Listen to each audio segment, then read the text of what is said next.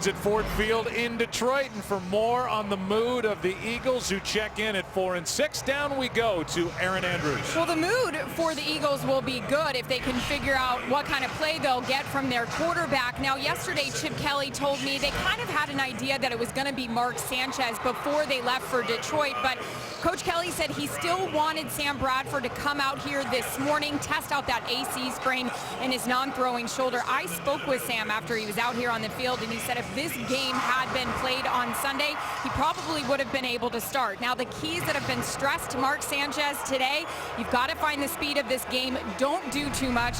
And as you can imagine, Joe, he has got to protect the football. Yeah, that's always been a problem, Aaron, in his regular season career. 84 touchdowns, but 84 interceptions. You saw that quick shot of Sam Bradford, who really was playing his best football when he got hurt a couple of weeks ago. Spanish language broadcast available on both Fox Deportes and by utilizing SAP on our broadcast. The Lions won the toss. They deferred. The Eagles will start this game with the football, and that means the early look at Mark Sanchez and this 8th-ranked offense for Chip Kelly.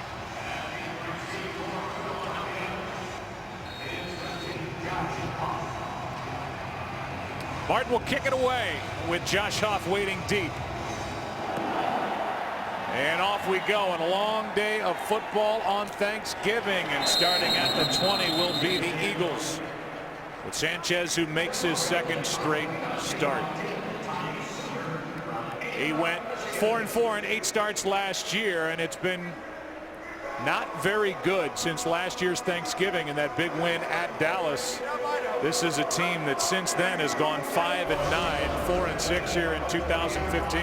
Well, Aaron kind of nailed it in her report. The biggest problem for Mark Sanchez, not just last week, but really throughout his career, has been the turnovers. And he looks good at times, and then he has one where you just kind of shake your head and don't know what exactly he was thinking. That happened 3 times last week.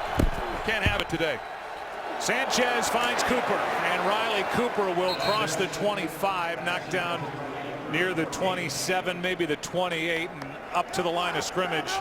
In a hurry are the Eagles, and this is what they do, and this is part of their attack.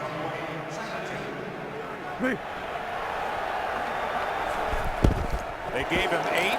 Here's Murray, and he goes down immediately, and there to tap him down is Jason Jones. And here are a few of the faces on this Eagles offense. We highlight some guys up front. DeMarco Murray not off to the start they hoped for in his first year after they picked him up as a free agent from Dallas. 3rd and 2. Sanchez can pick it up with his legs, which he does. A barrel roll for a 1st down. Whitehead there.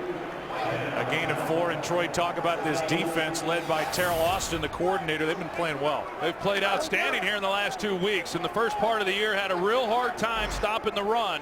But the last 2 weeks against Green Bay and then on Sunday against Oakland, they've been outstanding.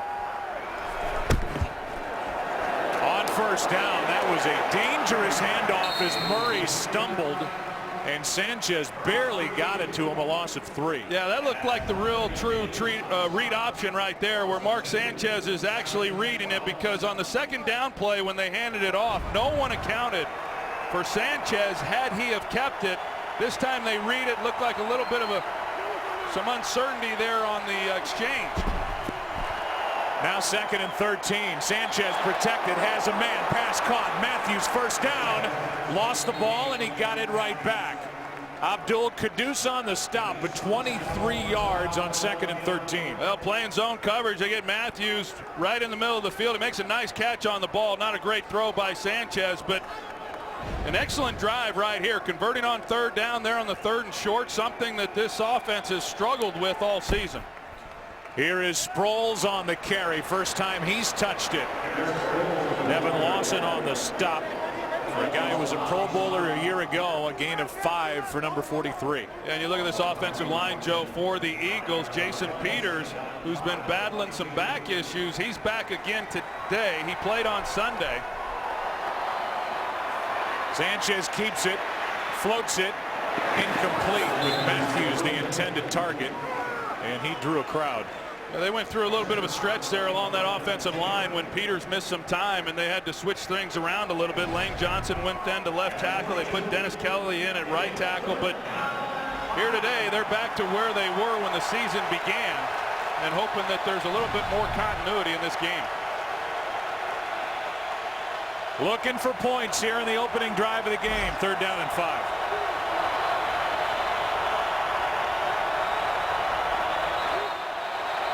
See who gets it, and it's going to be against Detroit. Neutral zone infraction, defense number 94. 5-yard penalty results. 1st down. John Perry is the referee working on Thanksgiving, and it's against Ziggy Ansah. You see Ziggy Ansah, he's just looking down the line. You know, Sanchez not using any kind of hard count, just Ansah ready to get off the snap as quickly as possible to get him in the neutral zone. Seagulls offense is 29th in the NFL, converting 3rd downs at 34%, but they get one there on a defensive offside. Sproles, nothing out there, and well played. Diggs was there with Whitehead, and Whitehead, the linebacker, there to make the stop, a loss of 4. It's an excellent job by the Detroit Lions. They're trying to outflank them with the quick pass to Sproles. They play it beautifully. They see it and make a nice play. That's 3 negative plays on this opening drive for Philadelphia. Here's Murray taking it, trying to get to the edge, and he's tripped up. Play is made by Quandre Diggs, the nickel defensive back. No gain on the play. And now 3rd down and long. Yeah, a lot of talk about whether or not DeMarco Murray really fits this offensive scheme. I do not think Murray is at his best when he's running laterally and not able to hit it going downfield. That's what you saw in that last play, just stringing it along to the boundary and unable for him to find a crease in that defense. Blitz coming from Detroit. 3rd down and 14. Sanchez fires, pass caught. It's Aguilar, and it depends on the spot. Brought down right at the marker. And we'll see if he has enough for a 1st down. It is close. Aguilar runs a nice route there against Darius Slay, who's been outstanding here the last 2 weeks. But a good route, gets his depth, catches the ball, and he's short of the 1st down initially, but he's able to it looked like anyway, pick it up. And then Jason Peters, who we talked of a little bit earlier with the back issue, this time he gets rolled up from behind. Jason Jones. Good sign, I guess, seeing him walk off.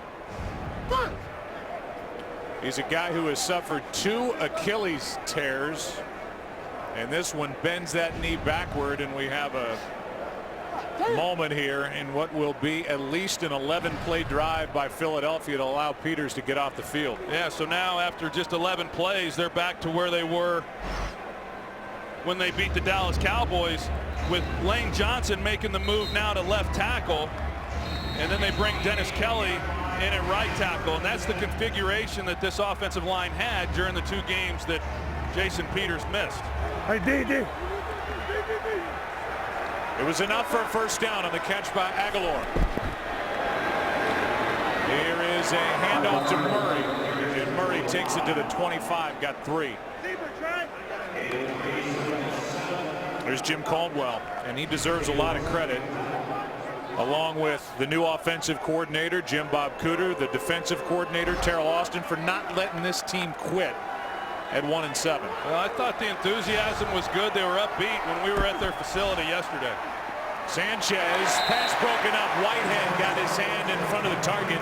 Brent Selleck, as the Eagles start this game without their good tight end Zach Ertz, inactive today with a concussion. 3rd down and 7 as we look at the key inactives. Ertz, Matthews again, Bradford again. Another 3rd down.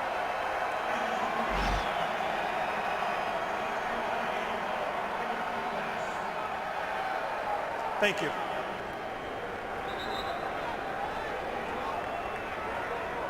There's Sam Bradford, who, as I said, was playing his best football when he went down 2 weeks ago. Had that big game against Dallas in the win that even the Eagles record at 4-4. Inside field goal range already are the Eagles. This one is Cooper. He makes a nice move, but he's about 1.5 yards shy of a first down, but a flag is down on the play. And it's against Philadelphia. Personal foul, face mask, offense, number 65. 15-yard penalty, replay, third down. That's the now left tackle Lane Johnson. Yeah, we'll take a look at it and see what happened.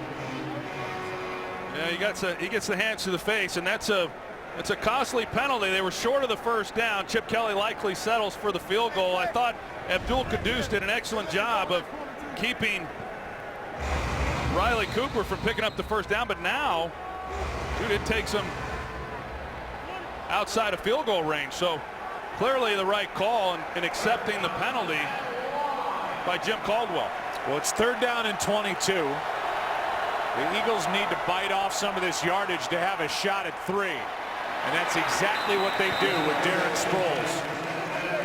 Give yourself a chance for the early points as Bynes forces him out after a gain of 8. Now you're looking at a 50-yard try by Caleb Sturgis. Yeah, we'll see what Sturgis is able to do here, but I thought that was a good opening drive by the Eagles, and good work by Mark Sanchez of delivering the football, especially there on third down, and giving Sturgis an opportunity for these 3 points. He's been the kicker since week 4 for the Eagles. This from 50. And nope. That's a bad sound for a kicker on Thanksgiving or any other day.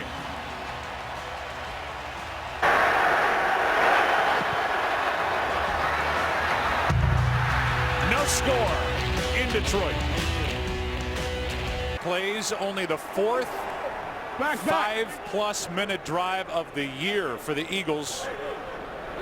Almost 5.5 minutes, but no points with a missed field goal. Flag is down as Tate makes the catch on the far sideline.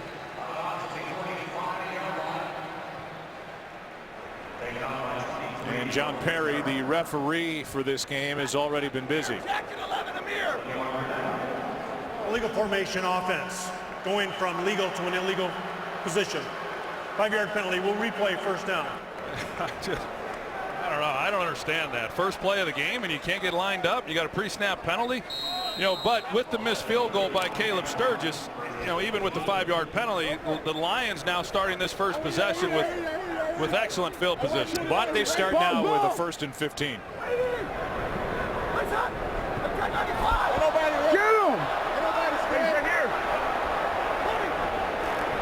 Purple. Kendricks was able to get back on side, and Stanford fires behind Calvin Johnson.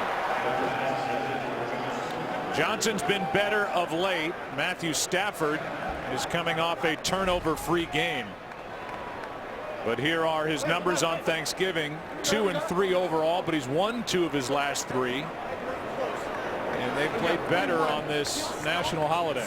He's been through a lot this year. He's taken a lot of hits. I watched that game on Sunday against Oakland. I thought, wow, the offensive line protected him pretty good, it looked like. And then I looked at the stats, and he was sacked 4 times. But he has gotten better protection, certainly, than he was getting just a few weeks ago.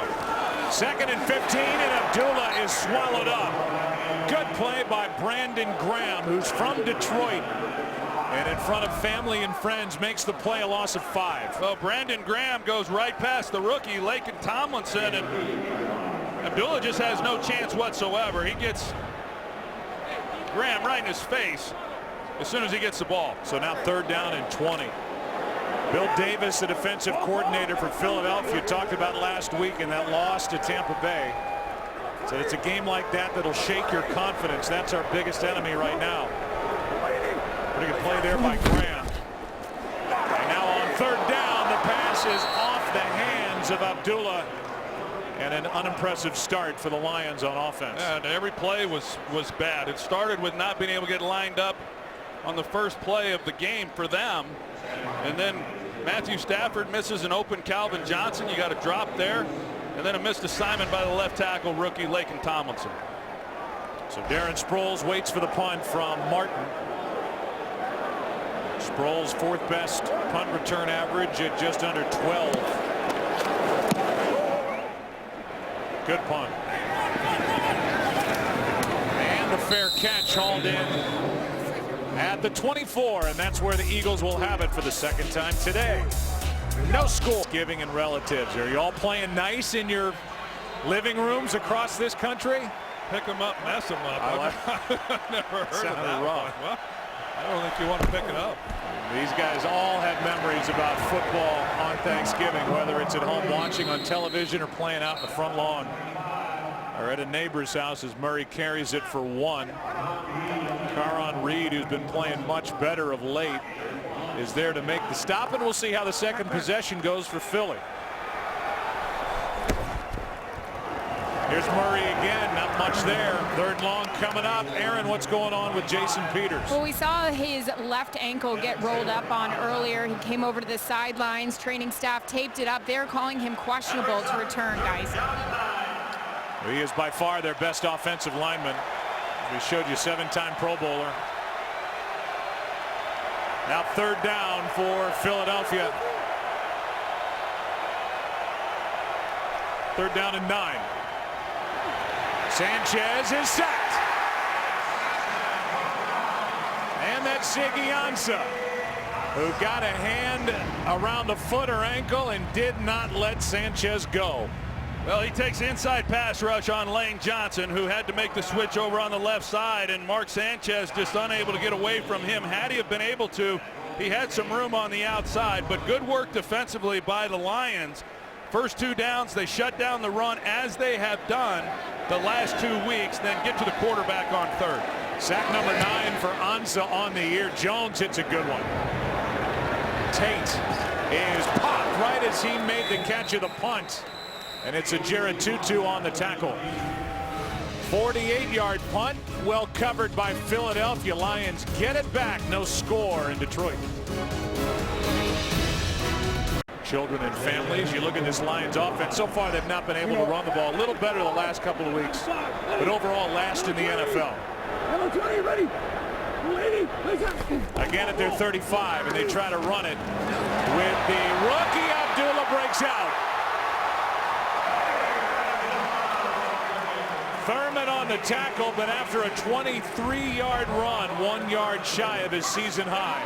Brandon Pettigrew does a nice job of making a key block, and then you've got the fullback coming through and creates a lane for Amir Abdullah. And this is one of the guys who's capable of making some plays for this offense. He got more carries last week in that win against the Oakland Raiders, and a guy who's really coming along here in his first year.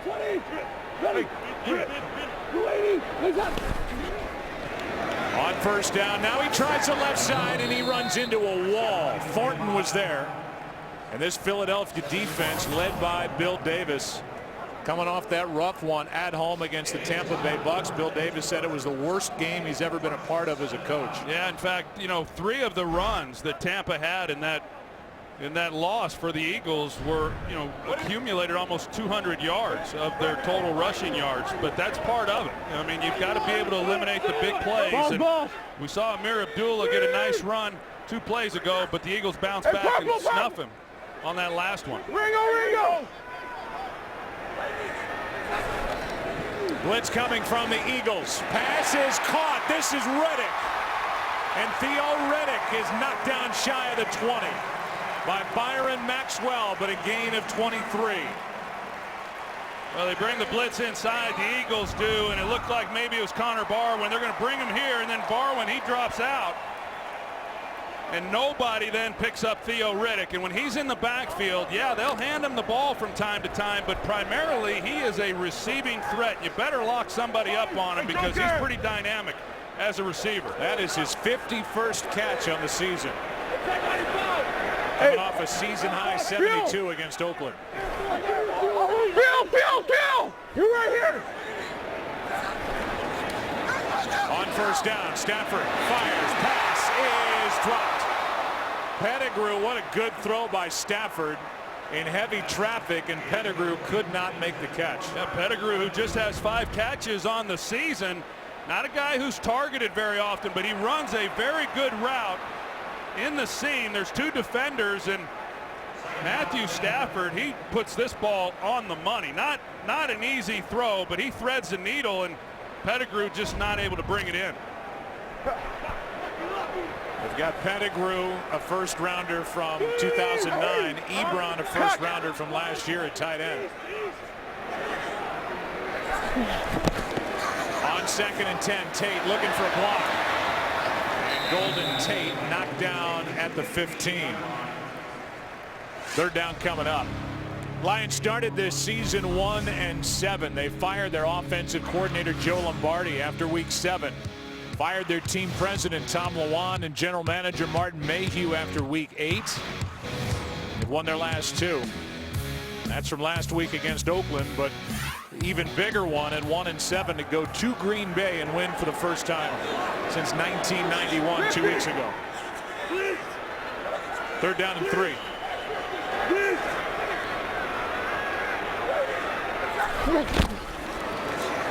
Pass caught. Golden Tate. He's got a first down. Sets up 1st and goal. Now, this is easy pickings for the Detroit Lions. Byron Maxwell, he's playing soft in coverage on 3rd and short. He's worried about getting picked by the inside receiver, and it just opens up the throwing lane for Matthew Stafford. And a pretty easy pickup. Byron Maxwell, who signed that big 6-year, $63 million deal. The question coming in, is he a great corner or a good corner in a great defense? As we said in week 2, they're paying him to be a great corner, and that has not been the case. 1st and goal. Blitz. Tate. Johnson blocking. Nothing there. Gain of a yard.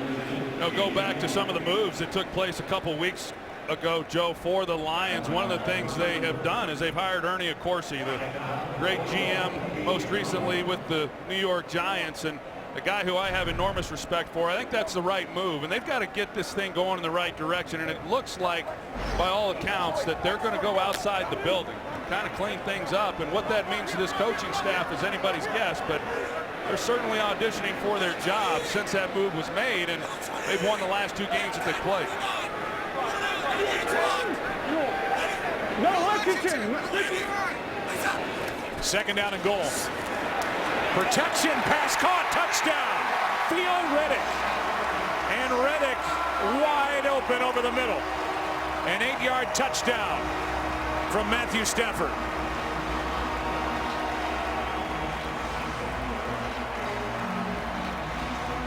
Well, Theo Riddick just runs an excellent route out of the backfield. He puts a move. He takes the middle of the field.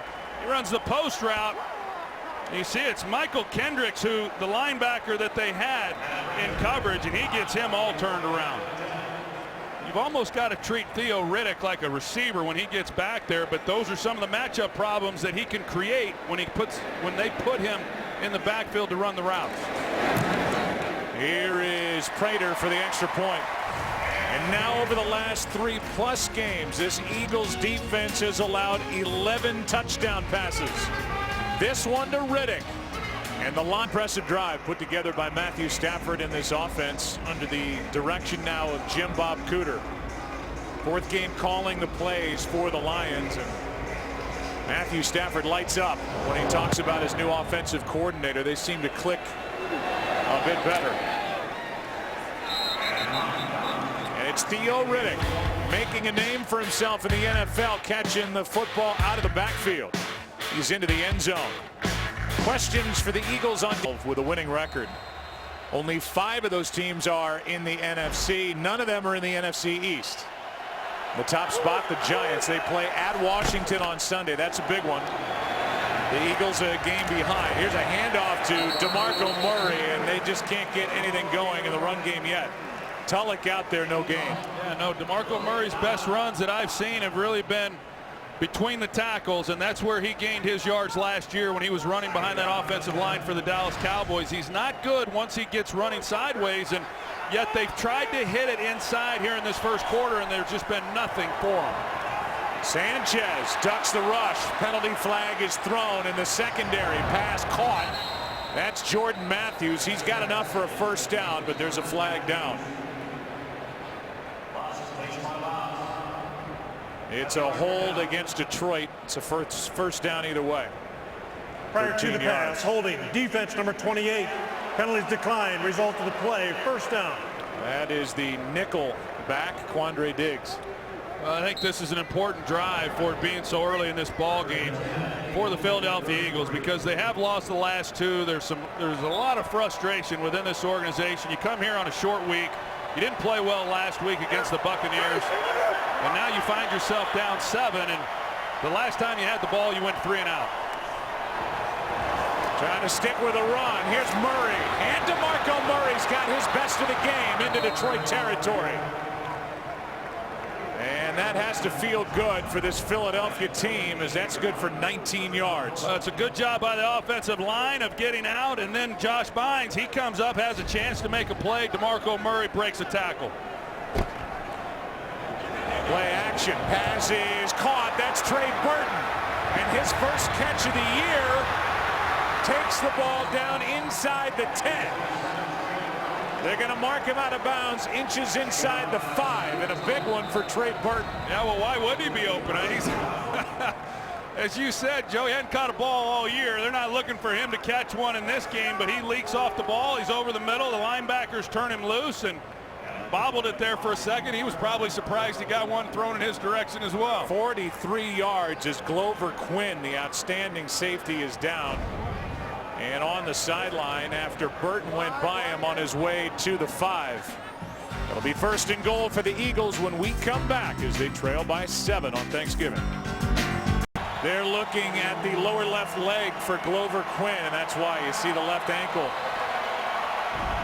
The Pro Bowler from a year ago. He's on the sideline. 1st and goal from the 5. No. Yellow.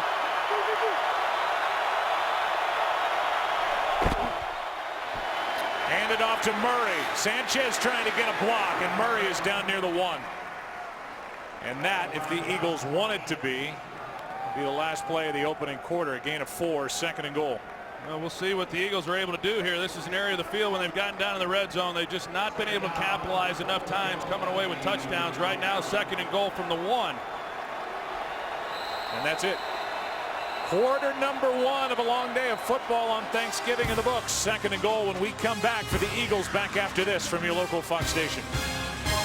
For 23 in the NFL inside the red zone, converting opportunities into touchdowns. They trail by 7, have 2nd and goal from the 1. Get that leg. This is Murray. He won't get there. And right in the middle of it was linebacker Kyle Van Noy. A loss of 1, 3rd and goal. Kyle Van Noy, he just fills the gap beautifully. And that's just a one-on-one drill, and he wins. And just a really good job on his part. 2nd round pick last year out of BYU. Sanchez at the controls. 3rd and goal.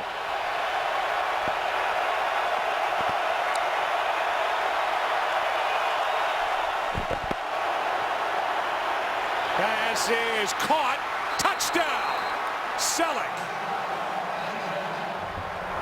And he had to fight his way in. One of 2 healthy tight ends. And how healthy is he after that hit? Extra point to tie it coming up. They bring Selleck all the way across from this side. Catches the ball. It'd be interesting to see if he hadn't have lunged there at the end, if the ball had broke the plane. I don't think that it had. But Brent Selleck, a guy who had not gotten a lot of opportunities, really since Chip Kelly came to Philadelphia in the last few weeks, he has really made an impact for this offense. And he finishes off this drive. That would have been demoralizing for this offense had they not have been able to finish that one off with a touchdown. The extra point ties it. As Selleck takes it into the end zone. And we'll see how healthy he is going forward. As I said, 1 of 2 tight ends healthy on the roster and active for the Eagles today. We welcome you inside our broadcast booth. I'm Joe Buck. That's not Troy Aikman. That's Mike Pereira. I wish I was. Hey, well, don't we all? Yeah, no, I mean, let's be know, honest. It's Thanksgiving. I would give thanks for that. Yeah.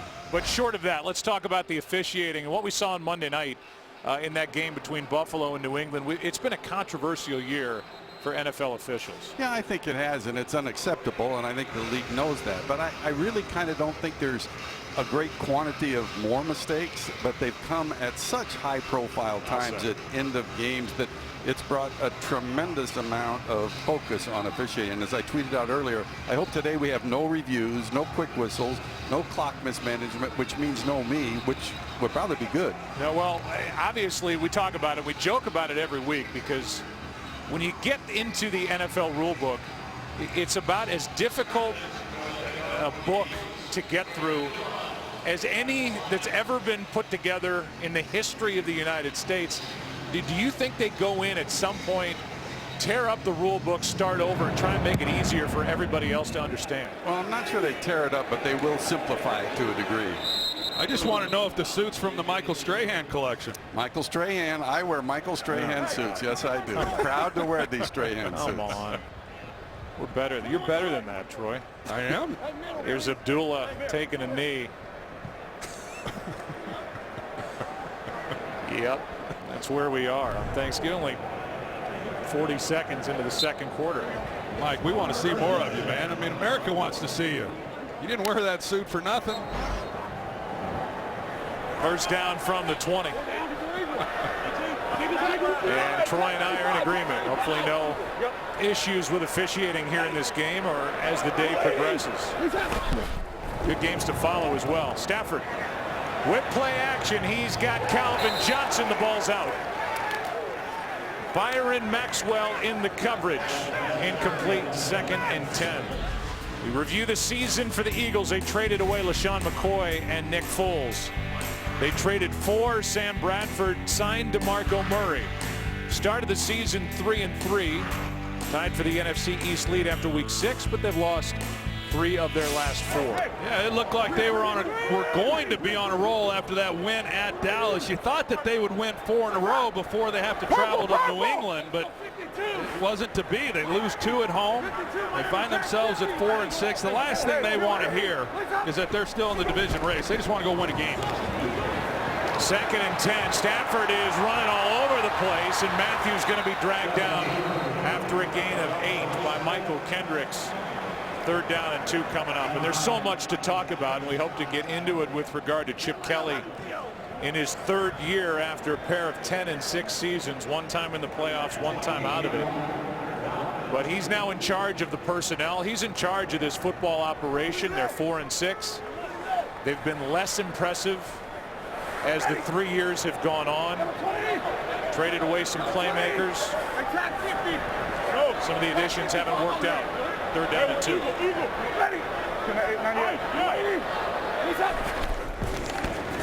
Stafford is going to stay upright and pick up the 1st down. And if there's one thing you can't question with regard to Matthew Stafford, it's toughness. He's as tough as they come in the NFL at the position. Well, the Eagles, they bring the pressure, and Theo Riddick, who we've seen make some plays in the passing game, does a good job of pass protection, taking on the blitzing linebacker. You're going to see right there in the middle of the screen, and Michael Kendricks just does not get off the block and unable to make a play before Stafford picks up the 1st down. Hand off to Abdullah on 1st down, and there were 4 different Eagles, maybe 5 there after a gain of 1. When you talk about the Eagles and then Chip Kelly taking over, you know, as the personnel guy, the general manager, and all that goes with that, the jury's out on that. We'll find out as we move through if, in fact, Chip Kelly sticks around, which I hope that he does. But the facts are, over the last several years, this is a team that has not drafted well. I mean, you look at the roster, and the guys who should be making up the core of this team are no longer around or didn't pan out. They've had to go on the free agent market and overpay for a lot of guys. Pass is caught by Bell. Good little throw from Stafford, and Joyce Bell is spun out of bounds inside Philadelphia territory. Got around Kendricks and picked up 18. Well, they run the screen play and they get Lyman out in front. Joyce Bell gets it, and good job with the ball in his hands after the catch. You see how this drive ends. The Eagles had an opportunity to get off the field when they brought the blitz on 3rd down. Matthew Stafford, you know, not really known as a guy who runs much, but he's certainly capable, and he had 2 good runs. They're on this drive already.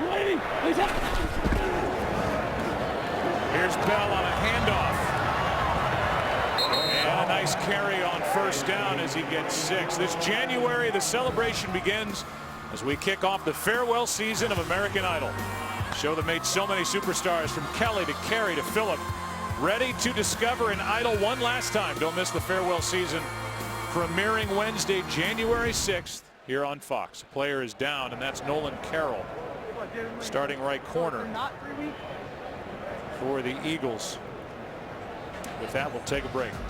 Under 11.5 to go opening half, and Carroll in serious pain because of that. We saw that terrible hit with Nolan Carroll getting bent over backward, and most of the entire active roster, including head coach Chip Kelly, came over from the sideline to check on Nolan, who has to get carted off. Yeah, so they bring in the rookie Eric Rowe, who's a second-round pick out of Utah. He takes his place.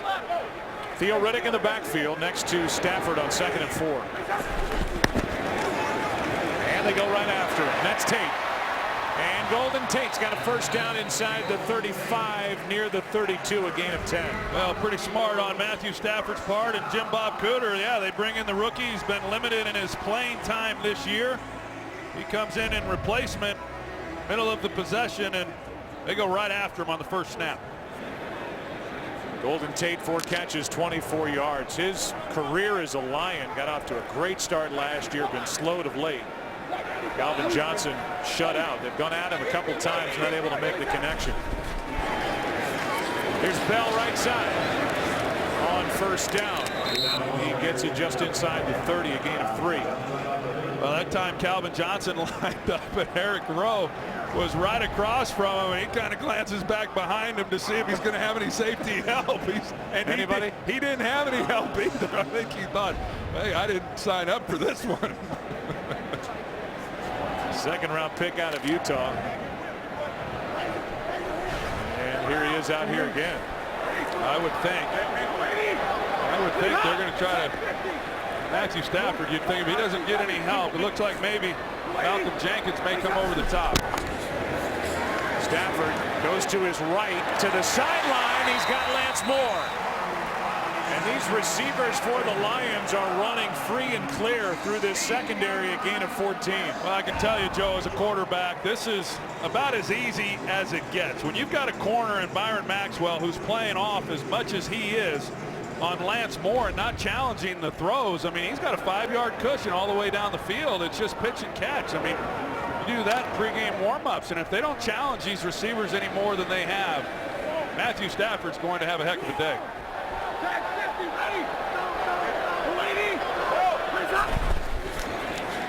Handoff is to Riddick. Jenkins up to make the stop. Isn't that kind of part of the deal, though? I think even human nature-wise, for a guy like Byron Maxwell, you sign the big deal.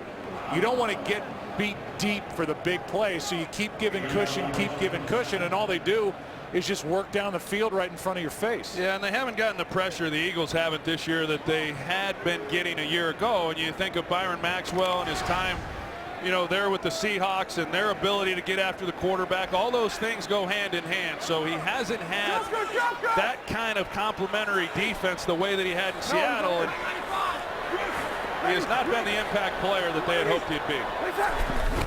2nd and 7. Stafford has a man. That's Riddick. And Riddick sets up 1st and goal at the 2. Stafford has started out red hot. Well, they still haven't figured this one out with Theo Riddick. This time, instead of running the post route, he's going to run the swing, and then he's in coverage, and it's just too much. He's trying to navigate bodies and creates a lot of separation for Matthew Stafford to put the ball on him. This was an 11-win Detroit team a year ago, got into the playoffs, lost at Dallas.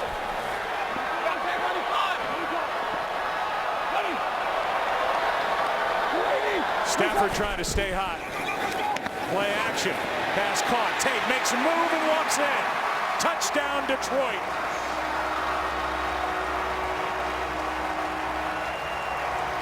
And they have made it look easy here at home against the Eagles defense.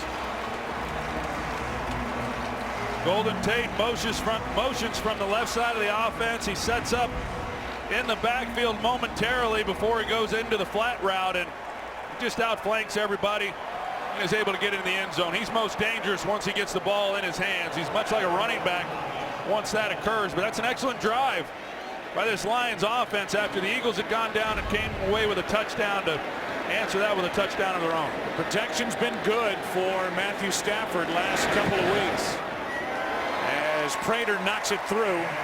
And when you give Matthew Stafford time, as he had time last year guiding this team to 11 wins, he can look off. NFL spokesperson Peyton Manning is in a cast with that tear, the plantar fascia. And so Brock Osweiler will make his second straight start. As you look at the drive, Matthew Stafford is hit on 9 of his last 10 with 2 touchdowns after a 1-for-4 start.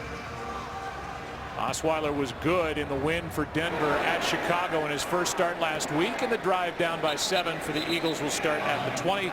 Injury updates down to Aaron Andrews we go. Let's start with the Lions free safety Glover Quinn. He tried to give it a go with that left ankle, came off the table walking around, but they took him back into the locker room. He is questionable to return. And for the Eagles, we saw cornerback Nolan Carroll carted off. He is getting x-rays on his right ankle. He is also questionable to return. Good news for you though, Joe Bruck. You were asking about Brent Selleck, tight end, who looked like he kind of banged up his hip when he went in for the touchdown. He is fine.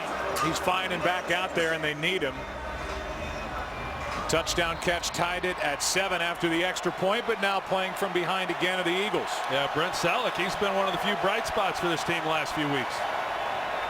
On first down, Sanchez gets hit, adjusts, and then fires for Sproles, who can't make the catch. 2nd and 10. You know, Mark Sanchez just has to have a better feel in the pocket. You know, I talked about it a little bit earlier. He's a 7-year veteran. This is excellent pass protection, and you see he drifts right into the right tackle. He's got as good a pocket as you can ask for, and yet it's affected by the rush because he moves in that direction, and he just got to be better than that. Trying to set up a screen, and it's not there. A dangerous throw. Sproles was the target. Sproles and Sanchez got into it on the sideline last week in that loss to Tampa Bay. And after the game really dismissed it, as did head coach Chip Kelly. Certainly more to talk about with regard to Chip, as it's 3rd down and 10 while Kelly tries to avoid the Eagles' 3rd straight loss. And they're catching the Lions at the wrong time.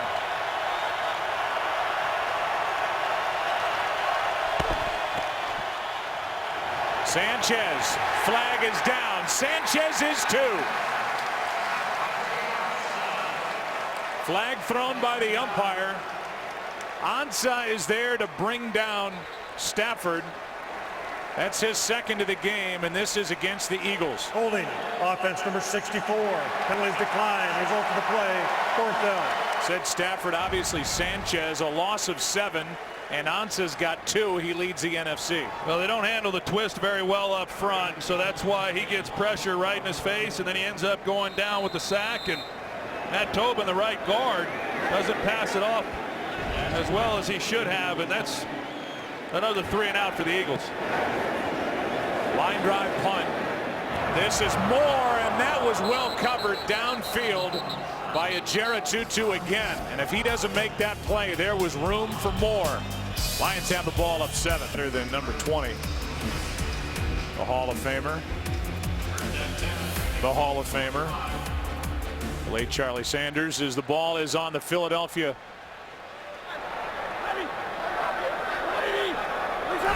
There is a handoff to Abdullah. And Abdullah carries up the middle for 2.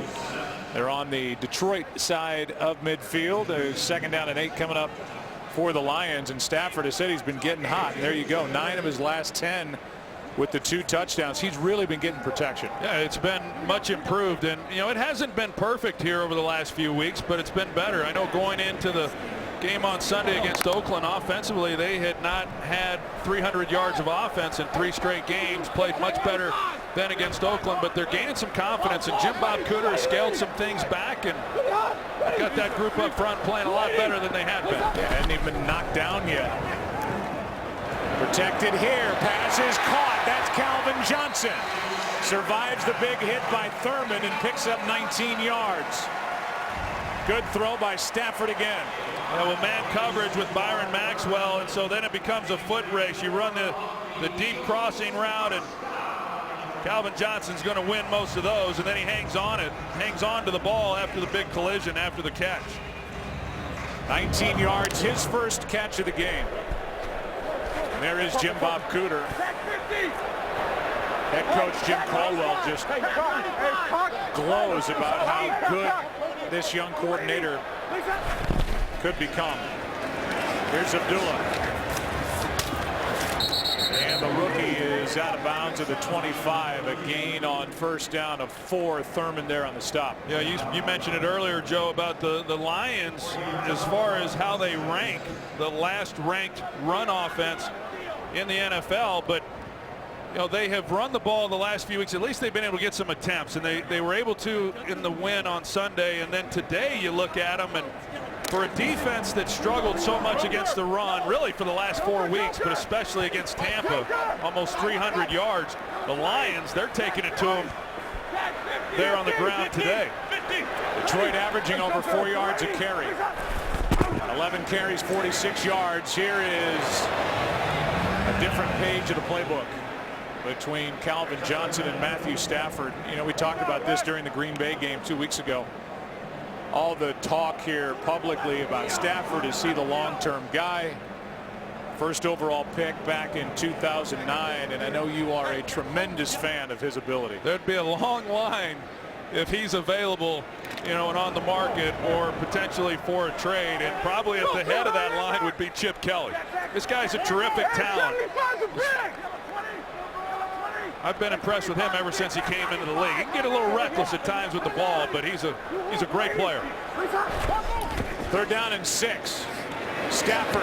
This one is dropped right into the gut of Golden Tate, and he can't hang on. Opportunity there to keep this drive going, and Tate could not make the catch. Good strong throw. That ball may have put a hole in his chest. I mean, that thing had a little heat on it. He sticks it right on him, and it gets right on that breastplate of the shoulder pad and bounces right off, and Matthew Stafford knows they missed an opportunity to keep this drive alive. That's the 3rd Lion drop of this first half. 48-yard try now by Prater. High snap, good hold, kick is good, and the lead is 10. 17-7 Detroit, as Prater is now 14 for 14.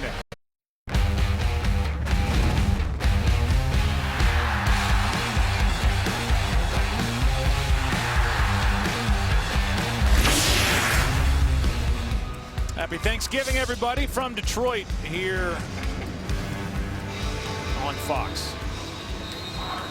Special presentation here today, the beginning of, I think, 3 really compelling games. With Carolina and Dallas coming up, and then Green Bay and Chicago later, with what should be an emotional halftime ceremony with Brett Favre having his number officially retired by the organization he represented for so long. What a game we have for you on Saturday as the 6th ranked Fighting Irish take on the 9th ranked Stanford Cardinal. The biggest game of the weekend, with both teams trying to move into the college football playoffs. It all starts Saturday at 7 Eastern right here on Fox. This is last night in Green Bay, and that is a welcome, wonderful sight. His wife Cherry on the left, and one of the classiest humans to ever play in the NFL. Great man. Great man. How great is that? Oh. He's going to be there tonight. That's pretty awesome. Lucky enough to be there for the ceremony. That's great. That's going to be a great scene there in Green Bay at Lambeau Field. And congratulations to Brett Favre on just a tremendous career. There are the numbers for star MVP, Super Bowls 1 and 2. I sent Brett a text the other day. It took him 4 days to get back to me. He was in the woods hunting. 2nd down and 12, and a pass incomplete for Brent Selleck. And it's about to become 3rd down and 12 here for Philadelphia, and I know we're in the first half, But this is a game they need, trying to snap a 2-game losing streak, and so far they don't look good at all. No, they don't look good at all. You got Brent Selleck, who's running across the field in man coverage, and he's got to step on the defender, and just a poor throw. So the execution just has not been good. They've not been able to get the running game going. Yeah. Can they convert on 3rd and 12? Too many 3rd and longs to go with it. Sanchez. Pass broken up. Well played by Darius Slay. Miles Austin was the target, and Slay has been playing brilliant football. Yeah, he's not a very good route by Miles Austin. Darius Slay had help over the top. He's in man coverage, and so he was able to undercut the throw, and Sanchez just had no chance whatsoever to complete that pass, but yet he's trying to drive it down the field to pick up the necessary distance for the first down. That was a 40-second drive by the Eagles. Their 3rd 3 and out, their 2nd in a row. A penalty flag flies as the tackle is made of Lance Moore out across the 35. But when this offense isn't doing anything and moving the ball, and they're not with Sanchez, these drives are a blink, and then the defense is right back out there on the field, and that's likely what drew the flag. Corey Fuller. It seems like for Chip Kelly, at least his standards, they have slowed it down a little bit. Having said that, it's still at a faster pace than any other offense. So holding, return team number 10. 10-yard penalty from the end of the kick. First down. You know, that no-huddle offense, when you are, you know, when things are clicking, it looks good, you know, and you get things rolling, you get some momentum, you get the defense on their heels. But when you're not, and it hasn't been working for too long, it just compounds the issues, and it exacerbates the players, and then your defense is back out there on the field again, and it just snowballs on you. But let's say this, I mean, for a head coach who's now in charge of the personnel and the GM, he had Mark Sanchez last year. There was something enough that he saw that he wanted to bring him back. He makes the trade for a player who's been injury prone, coming off 2 ACL tears, in Sam Bradford, who's hurt now and can't make the start for the 2nd consecutive week. That's on Chip Kelly. He does not have a quarterback to run this newish system that he wants to bring to the NFL. Stafford throws, pass is caught, and Calvin Johnson is trying to fight for 10. Yeah, I agree with that, Joe. I think that's, you know, really when you start analyzing the Eagles, until the quarterback situation is addressed, the rest of it doesn't really matter. I mean, if they had, you name one of the top quarterbacks in the league, if that guy was playing for this offense, it would look differently. This team would look differently. The defense would look differently. You know, we know that. They haven't been able to address it. They tried to put together a package to be able to move up and get Mariota. It didn't happen. If they go out and get Bradford, I'm okay with that move. They're not, people aren't giving away franchise quarterbacks. I was a little surprised they brought Sanchez back as the backup too. Abdullah runs right through the defense. Benny Logan on the stop. Another first down for Detroit as they lead by 10. Well, the running game that we talked about that the Lions have struggled with, but they are running the football well here in this game against the Eagles and controlling the line of scrimmage and giving Matthew Stafford time in the pocket, and they've looked good here in this first half. Under 3 to go. Bradford in the sweats. Sanchez dejected, sitting on the bench. Hey, 26 is Sam, ready? 280, lights up.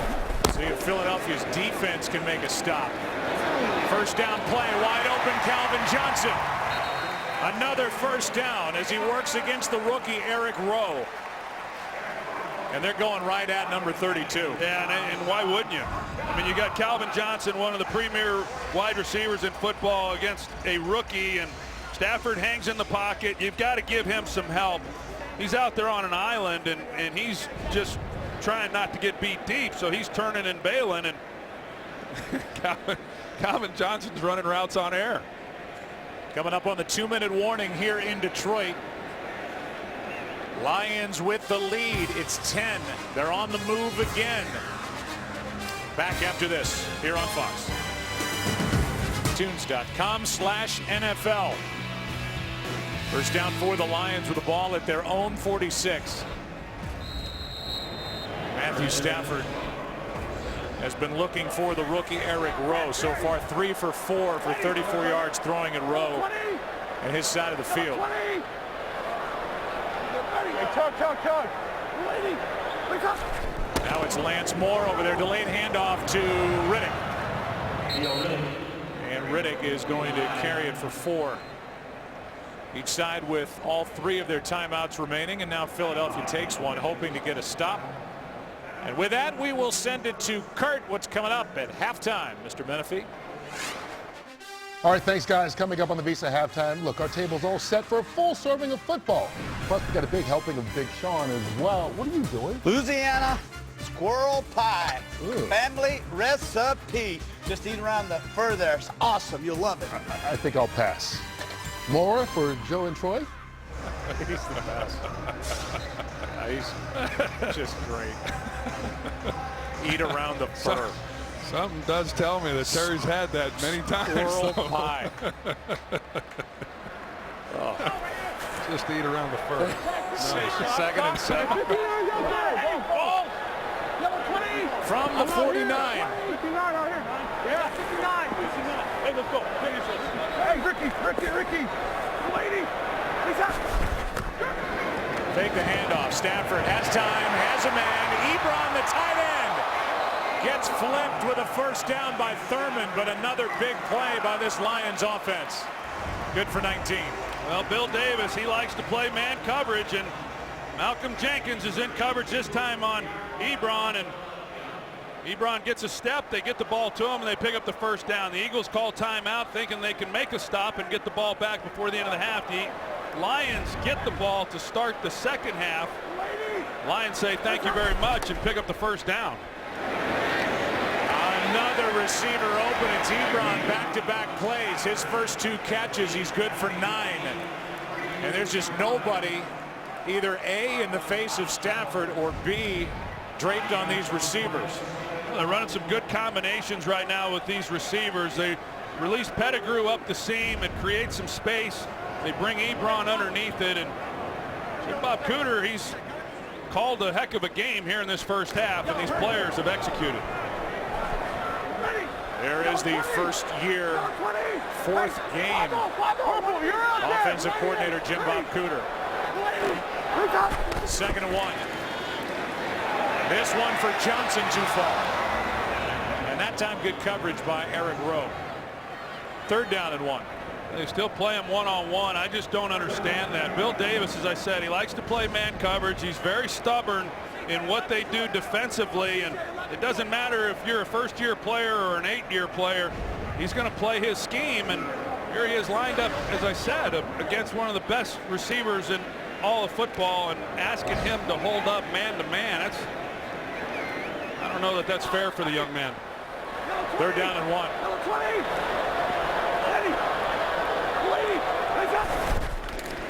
Stafford rolls right, has a man wide open. That's Tate. Easy first down inside the 20.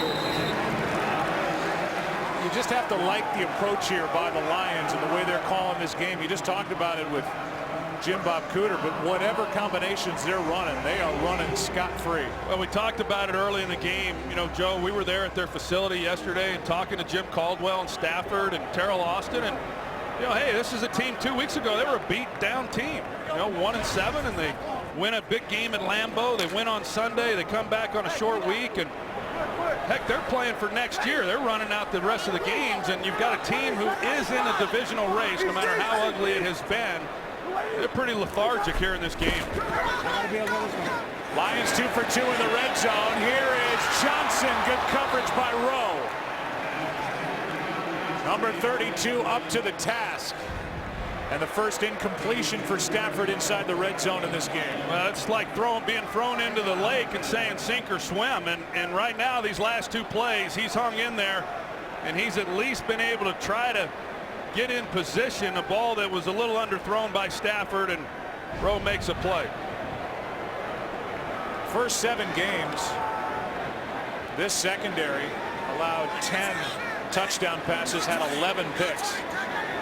The last 3.5 games now, they have really taken it on the chin. Here's Stafford, and down he goes first time.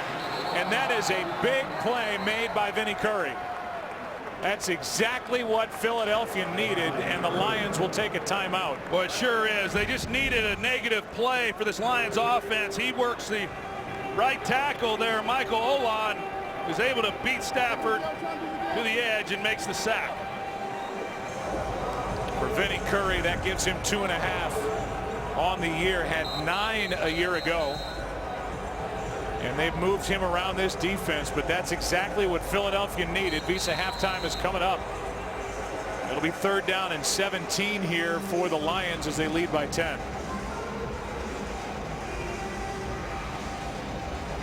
Well, I'm interested in what Jim Bob Cooter elects to do here. You know, when you're looking at 3rd and 17, that's pretty tough. You try to pick it up by driving the ball down the field. You run a screen and just try to minimize the opportunity for something negative to happen. I would expect him to be pretty conservative here on this call.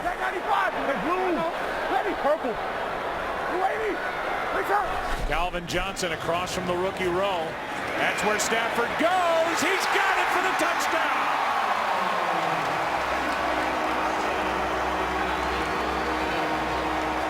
What a throw. Dropped it in perfectly to number 81. And number 9 on Thanksgiving for Calvin Johnson. Well, it's just a simple go route, so they take a shot. And you knew it was really just a matter of time, and it was. It was a perfect throw. Really not bad coverage by Rowe, but Stafford puts that ball perfectly. Rowe never sees it in flight. 3rd and 17, and it's a touchdown. 24-7 with 12 seconds left in the first half here in Detroit. And Calvin Johnson, who has averaged over 100 receiving yards over the last 5, is there on the receiving end.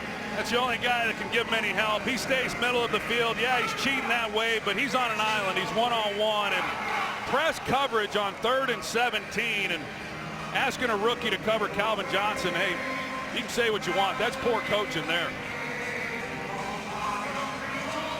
So it's 25 yards on 3rd and 17. Stafford 3 touchdowns. And this Eagles defense has allowed 13 pass touchdowns in their last 14 quarters. And the Eagles as a team, they allowed 45 points last week against Tampa Bay, 24 here in the opening half at the 3-7 Lions. Yeah, I just don't understand it. I don't understand a scheme that is such that you're unwilling to help a young player against. Yeah, it's not even hard. I mean, Jim Bob Cooter, it's not hard for him to figure out. We could put Calvin Johnson over there on that side of the field. They're giving him the rookie to cover him, and he's not getting any help. They're going to see it the entire second half if they don't change things. It's a 17-point game now, and as we said, the Lions will start the second half with a football. And if they were on the case of the Philadelphia Eagles and the media with the fans in Philadelphia this week after that game against Tampa Bay, it will be an avalanche if they don't figure something out here in the second half, because this is ugly. Just down the street from us here at Ford Field, construction underway for the ambitious District Detroit, being led by the Ilitch family, owners of the Tigers and Red Wings. Project will transform 50 blocks around Comerica Park in the new Red Wings arena, creating a vibrant entertainment district. Visit districtdetroit.com for more information. This city is really on the rebound. Leaders here have done a great job, and there is a lot of hope around here in Detroit. Well, it was tough there for a while, and of course the thing that drives this city is the auto industry, and they've made a real comeback. So with that, it's a 17-point game at the half, and a lot to figure out for Chip Kelly and the Eagles in the locker room.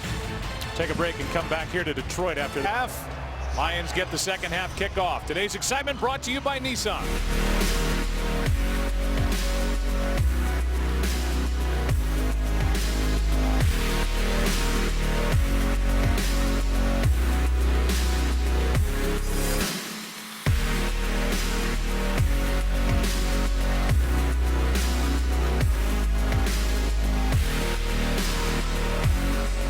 That was today's excitement brought to you by Nissan. The Lions have been impressive offensively, and they'll get a chance to impress some more as we continue here on Thanksgiving in Detroit. Abdullah on the return. Nice cut. And is knocked down near the 20, and with that we send it down to Aaron Andrews. And I can hear those guys in the Fox studio saying get that young rookie Eric Rowe some help against Calvin Johnson, and I asked Chip Kelly about it, and he said right now my hands are tied. Nolan Carroll is out with a broken ankle, and Chip Kelly telling me I only have 3 guys now at cornerback, and I have to worry about Golden Tate now too. Joe? All right, thank you. Well, you look at all 4 of their starting defensive backs. They've all played corner at one point in the NFL, including their safeties Thurman and Jenkins. What will the answer be for the Eagles down by 17? The late handoff to Abdullah. And Amir Abdullah on first down picks up 3, knocked down by Benny Logan. Well, you take a look at that first half and the matchup once Nolan Carroll went down and Eric Rowe came in, and immediately Jim Bob Cooter, he puts Calvin Johnson over on that side. That's what you would expect, and you see the cushion there. And the last one here on the touchdown, 3rd and 17. And they got him in press coverage, and I don't know if that was him going rogue and not doing what he was asked, but that one's hard to explain. Number 20. Hey! Hey, kill it, tag 50. Kill it, tree. You're right there. Lady, please up. 2nd down and 7. Pass is caught. That's Calvin Johnson, and he will fight for the first down. On the other side of the field against Maxwell, he's good for 8. The statistics from the first half, time of possession belongs to Detroit. That's typical against an Eagles team. In the second quarter, just dominated by the Lions. Well, you look at that, 253 yards of offense for the Lions there in that first half. And they did a good job. They mixed things up. They got the running game going. They protected Stafford, and then they were able to exploit some of the weaknesses. As you know, Jimmy Johnson and Howie talked about there at halftime, they gave him some free runs through the middle of the defense, and they made him pay. Here's Joint Bell. Logan there for the tackle, a gain of 4 on first down, and the running game is a big part of the success here by the Lions against this Eagles team that over the last 4 games coming in was allowing 180 rush yards a game. There's a day for Matthew Stafford. 3 touchdowns, no picks. Abdullah has one big run in this game, and Calvin Johnson, especially with the injury to Nolan Carroll, has been heating up. 2nd and 6.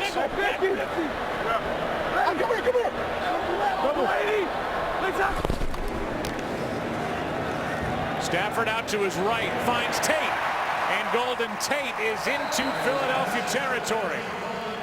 On 2nd down, he picks up 19 yards. Well, 2nd down, they run Golden Tate then on the drag route against E.J. Biggers, and just a lot of what we saw in the first half. When they go man, they're not able to match up and keep up with the receivers, and Detroit's done a good job of when they've recognized that and have seen it, they've had the crossing routes, and they've been able to take advantage of those looks. Saw that 7 catches now for Golden Tate, 50 yards. First down Lions, handoff to Abdullah. Left side, good play. Up to make the stop, D'Amico Ryans. In Detroit, they're wishing right now that they were in the NFC East. You know, I mean, the way that they've been playing the last couple weeks, they'd still be in the hunt. But I've been impressed with the way that they've been able to battle back. It's not easy to do. I was on a couple teams that got off to some tough starts, and holding it together the way that Jim Caldwell has been impressive. And it started with an unlikely win on the road at Lambeau. 20, 95. Double. Ready. 280. Quick throw, Abdullah out on the edge, gets a block and gets another first down. A gain of 12 on the catch and run by the rookie out of Nebraska. Well, good execution. They pull out the left tackle, Riley Reef. He does a good job getting his block, and then Calvin Johnson shows that he's just not a receiver, that he then blocks Eric Rowe and gives Abdullah a nice place to run with the football. We talked about Abdullah earlier as a runner, and he can catch the ball too. He's not quite at the level that Theo Riddick is, but They took advantage of some of those looks last week against the Raiders. On first down, looking right the whole time. Receiver open, pass dropped by Joyke Bell. That is drop number 4 for the Lions, and you can see the frustration for Stafford. That was a great throw. It was at Maxwell out there at corner, and he's expecting Joyke Bell to just kind of throttle it down, and he loses his footing, falls, and he's just not able to make a catch. I know in talking with Jim Bob Cooter, like I said, that there's Matthew Stafford. You just don't get those many opportunities, but they split out these backs a lot on Sunday. They didn't think with the speed of some of these linebackers for the Eagles they'd be able to do it, but they certainly have. It would be a 52-yard field goal from the previous spot. Forget field goal, catch and run for a first down by Riddick, the former wide receiver at Notre Dame. He gets 11 and another first down. Well, the Lions have found another something in their game plan that they can take advantage of here with the Eagles. They're spreading them out. They go empty set, get the backs out, and then a missed tackle allows them to keep this drive going. Yeah, the Eagles still had a chance to make a stop of Riddick prior to getting the first down. Stafford's already completed 21 passes, 17 for first down.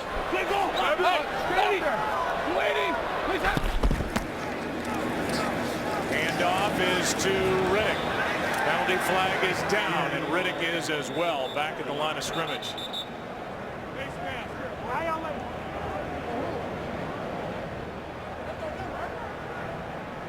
Illegal use of hands to the face, offense number 72. 10-yard penalty, replay, first down. It's Laken Tomlinson, the rookie guard, first-round pick out of Duke. Yeah, first-round pick, and he's had, you see there, he's got the hand right underneath the face mask of Fletcher Cox, and you know, he's played about like you would expect for a young player.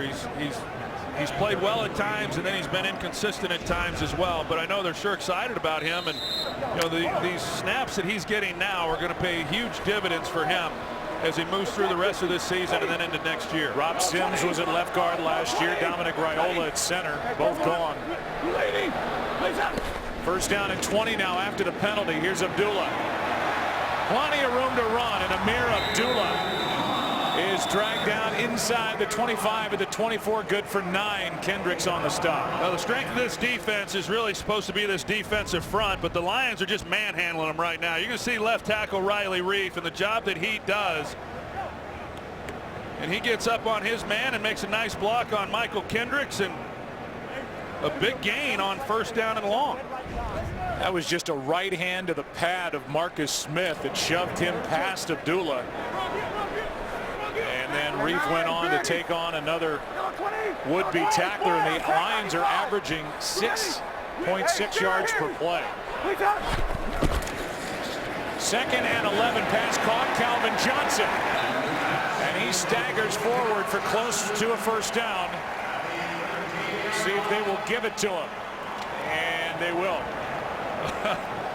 The Eagles play zone coverage this time, and then they go zone. We've seen them get beat when they go man, whether it's on the outside with Calvin Johnson or the crossing routes. They go zone, and there's just holes there to be exploited. And this is a game Matthew Stafford hopes never ends. Why? Because he has not been under much pressure at all. He's been sacked only once, knocked down twice.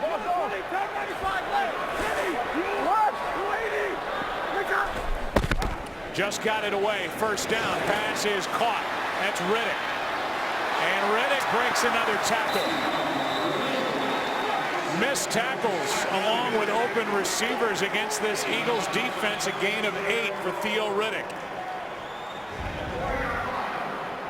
Theo Riddick is an absolute handful. He should have been tackled right there by Kendricks. Kendricks has had a tough afternoon, as have a lot of these defensive players, but Theo Riddick is really a special guy in the things that he's able to do, and he has put those on display here in this game. Second down and 2.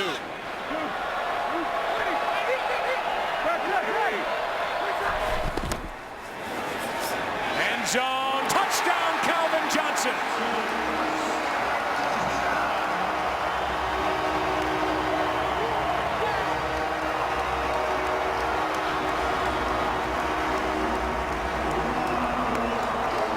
He's taken the rookie to school, as is Matthew Stafford.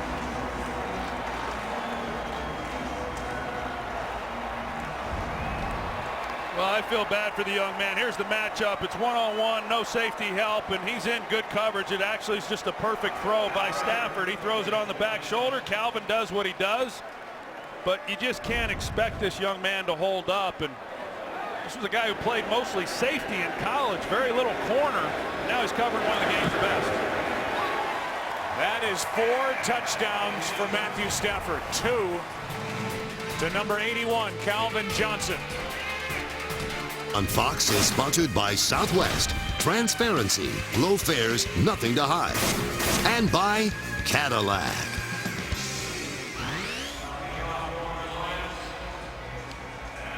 Well, we will see what Philadelphia can do offensively in what is becoming an ugly Thanksgiving for the Eagles.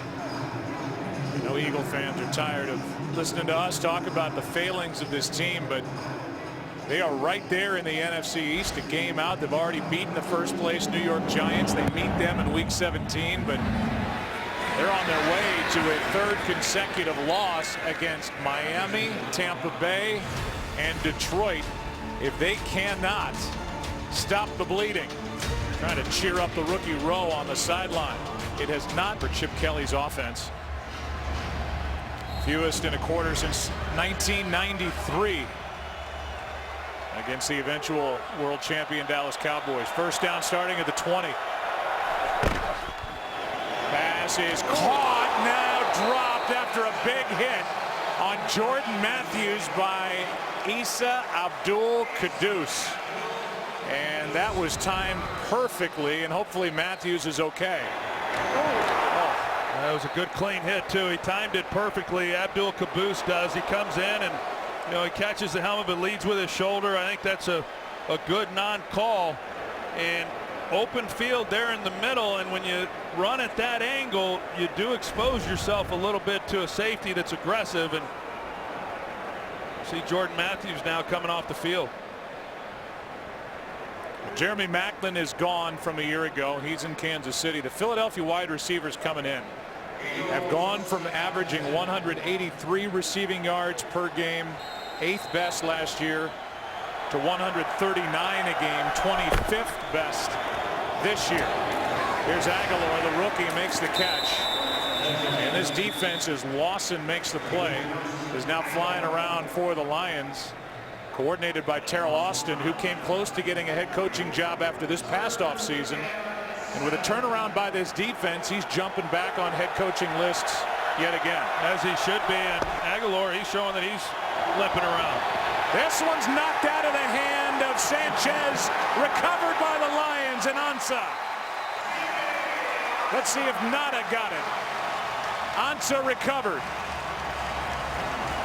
And Sanchez, unaware of the pressure around him, has it batted out of his hands for a turnover. Haloti Ngata gets the pressure here over the right guard, Matt Tobin, and then you've got the edge pressure. So Sanchez really has nowhere to step up to because of Haloti Ngata and the pressure that he's bringing. Well, there were 3 guys. I think Ansah got a part of it. And it was Devin Taylor, a 3rd-year player out of South Carolina. But there were 3 guys there collapsing on Sanchez. It's just meat at the quarterback, and I don't know if this can get any uglier for the Eagles.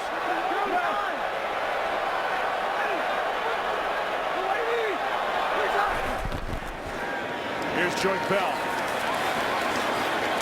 Just having their way as he gets 9. Let's go back to the play, and the strip. We'll give it to Ansah, almost with his right elbow, and then Ziggy, who's becoming, Troy, one of the best defensive players in the NFC, if not the NFL, hops on top of it for the recovery. Well, it's just been a good job all the way around by the Detroit Lions in the trenches. Offensive line, defensive line, they've won up front. And that's allowed them to do what they've done offensively, running the football and then giving Stafford time, and it has shut down the Eagles offensively. Pass is incomplete. No flag. Calvin Johnson, and he had Byron Maxwell with his arms all over him. And Maxwell, I think, has got to be stunned he didn't get a flag. Yeah, he had his right arm around his waist. His left hand, it looked like, got to him as well. Didn't allow him to get up in the air. I think the ref was just glad to see the ball challenged. You know, he thought he'd let it go. Man, that is a missed call. And it brings up 3rd down and 1. Okay, tag 50. Tag 50. 30. Joik Bell. 1st down.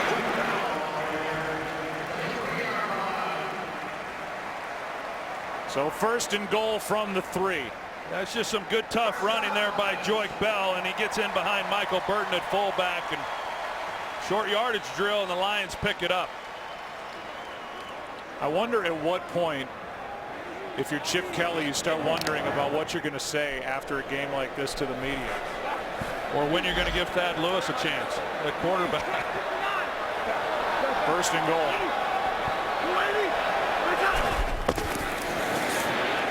Johnson is there for the touchdown. Number 3 on the day for Calvin Johnson. And we'll take another look, make sure his feet got in. Catch. Right foot. Left foot. Secured it going to the ground. Touchdown.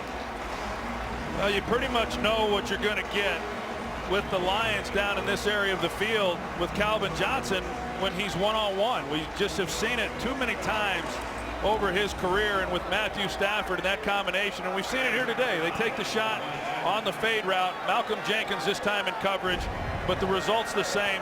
Calvin Johnson touchdown. Ties a career high for Matthew Stafford. 5 touchdown passes in the game. And that is a Thanksgiving record for Detroit.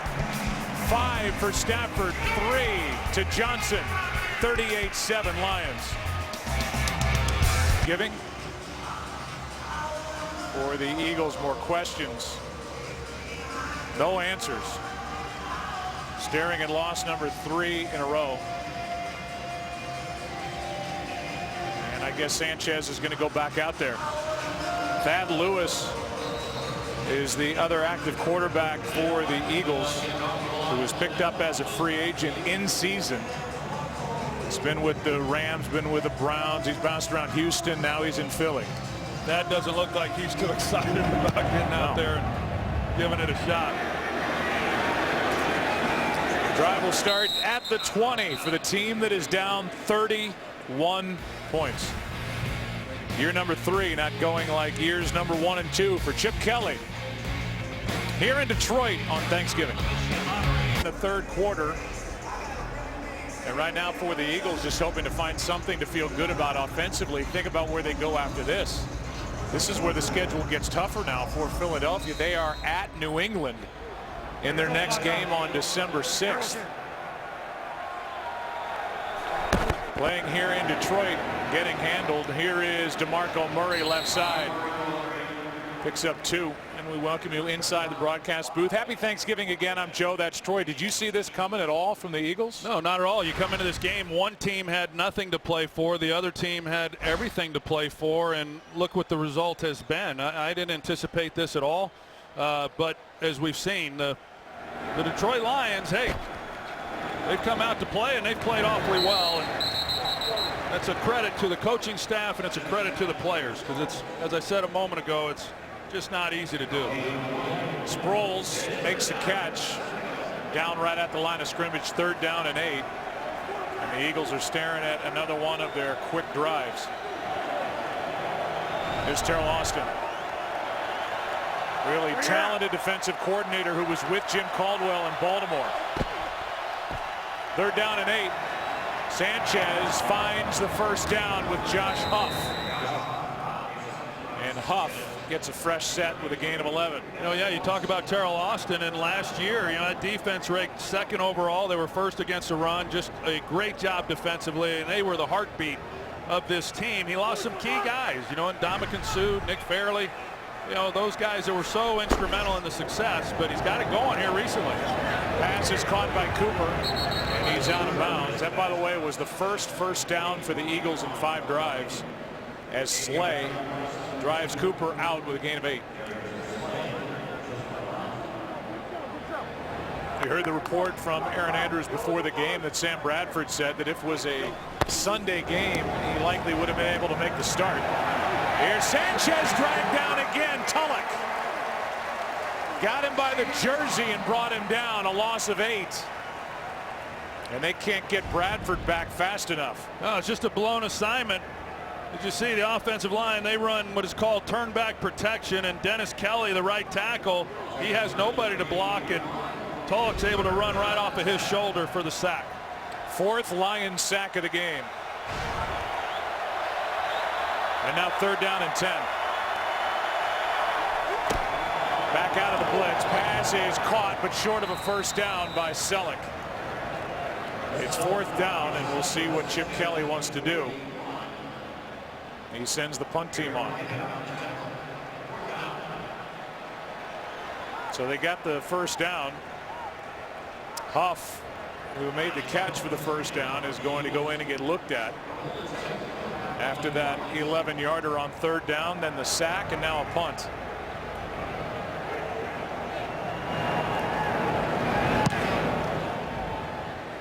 A good one. Over the head of Tate. And it will stay inside the 15, tapped down at the 12. Take a break. More. How about him? What a great pickup he was last year when Calvin Johnson missed some games, and no telling where they would have been a year ago without him. 99 catches, led the team in receptions. He's one of the great competitors of our sport. From the 12, Abdullah right side. The only thing that's really slowed down Amir Abdullah, who's been good with kick returns. He's been good when he's had a shot at the fumbles. Fumbled it 4 times.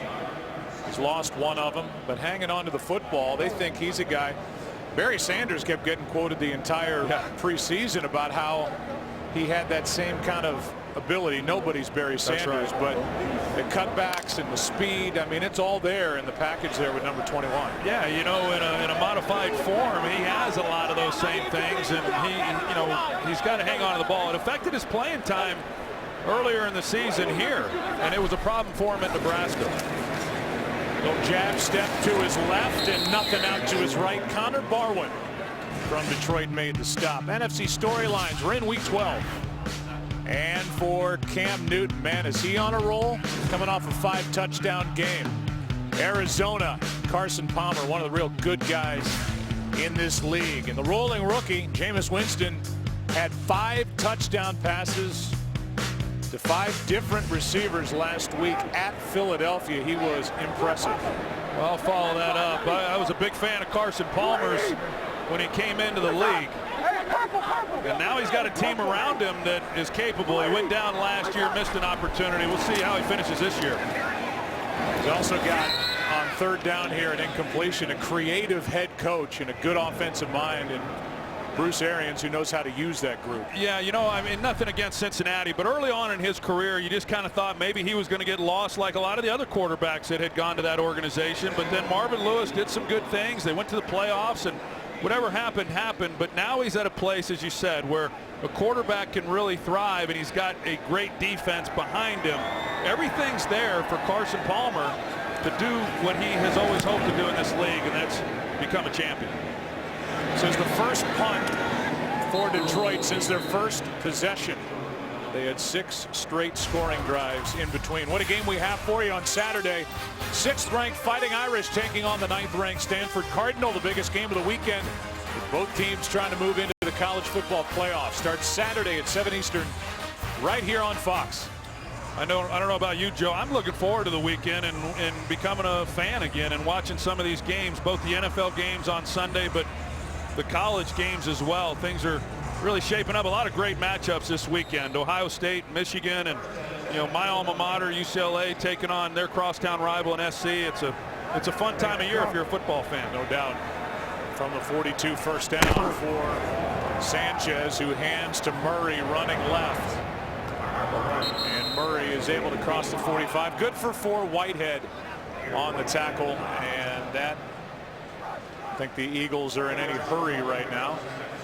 Maybe they'll try to get one more snap off before the end of the third quarter, and they will. Down by 31.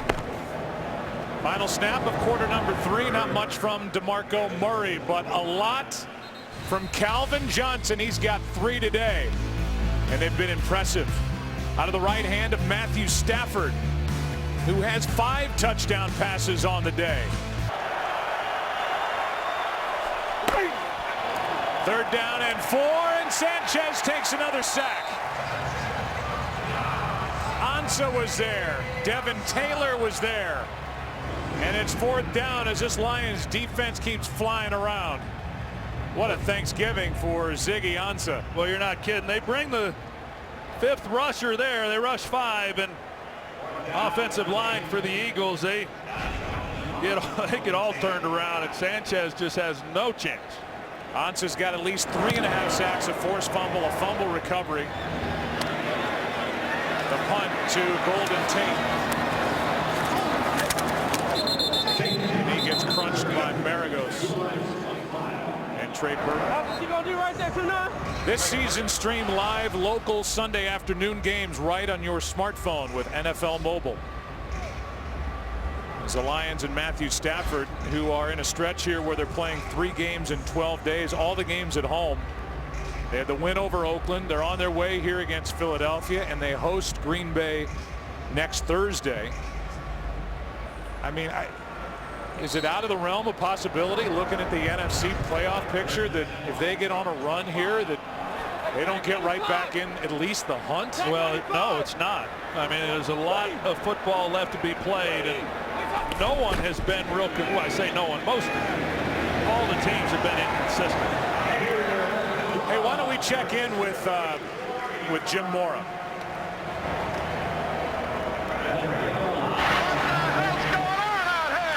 No, not that one. That was Vince. That was Vince. What was supposed to happen was playoffs. Playoffs? Well, Let's talk about the playoffs. Yeah, you look at it right now with the Vikings with 3 losses, the Falcons with 4. I mean, hey, anything can happen. You know, no one had ever come back from 2-6 and made the postseason. So to be 1-7, the worst record in the NFC, but they have played really well here in the last 3 weeks. And regardless of whatever's going to happen, you know, this year, Joe, I think the good thing for whether it's Jim Caldwell, you talk about all the changes that may occur within this organization and have already occurred. The great thing for them, they got Matt Stafford, right? So, I mean, they got a quarterback that they can build around and continue to build around. And like we said, that's something the Eagles just don't have. First down.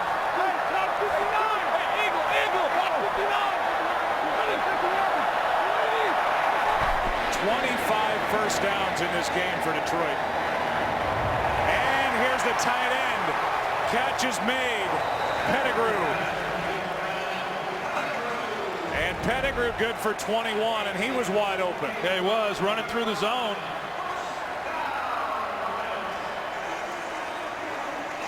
We've seen that a lot.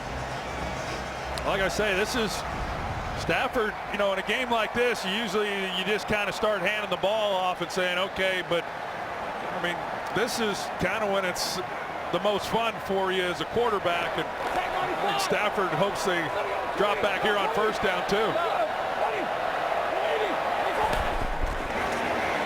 Here's Joy Bell. Eagles stand him up. It's been a long time between championships for these two. Whenever the next one comes. The Lions, 1957. For the Eagles since 1960, 113 combined years since their last championships. And there's the last one for the Lions. So we play here on Thanksgiving, a tradition that started back in 1934.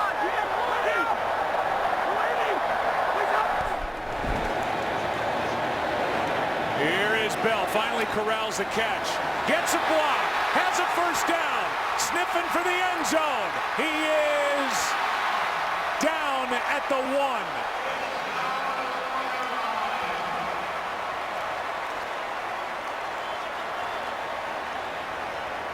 "39 yards for Joyke Bell, who was a yard short of a touchdown." Well, the Eagles go man coverage, and when they do,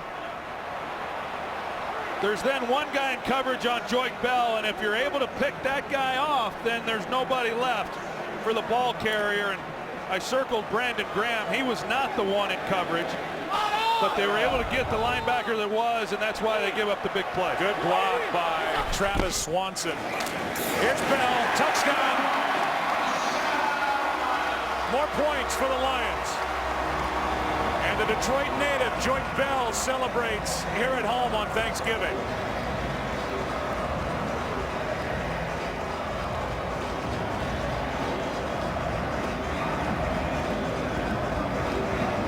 So it's going to be back-to-back 45-point games against this Philadelphia defense.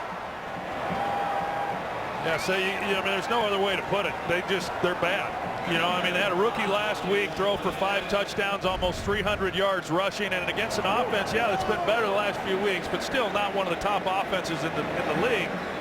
And they have been. This looks like the greatest show on turf right now against this Eagles defense. 45-7.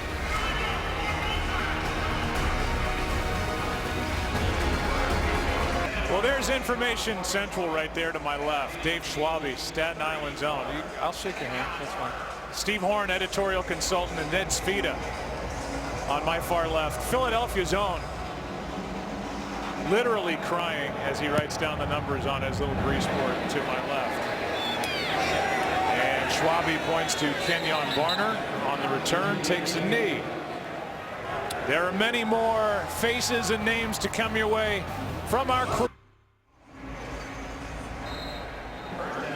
Eagles have the football at their own 20 in a 45-7 game here on Thanksgiving. Pass is caught, second of the game and of the career for Trey Burton. Gain of 6. When it's not working, the drives are quick. Look at the time they possessed it. 33 seconds, 51-12. That was at the half. 36, a fumble, a 3-minute drive, and one just over a minute.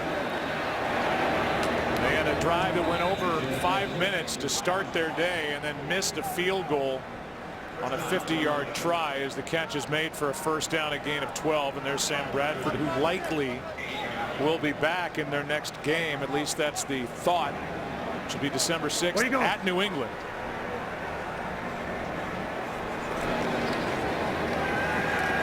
Here is Barner, brought down from behind, and a good play made by Devin Taylor. Normally, Joe, the offense, as you look at the remaining games for the Philadelphia Eagles, normally the offense gets blamed for the poor defense because they're out there on the field so much. Hey, they get tired, and as bad as the offense has been today and not being able to sustain any drives, convert on third down, the defense, on the other hand, hasn't been able to get off the field. That's all been their own doing. Second down and 9. Out to his right is Sanchez.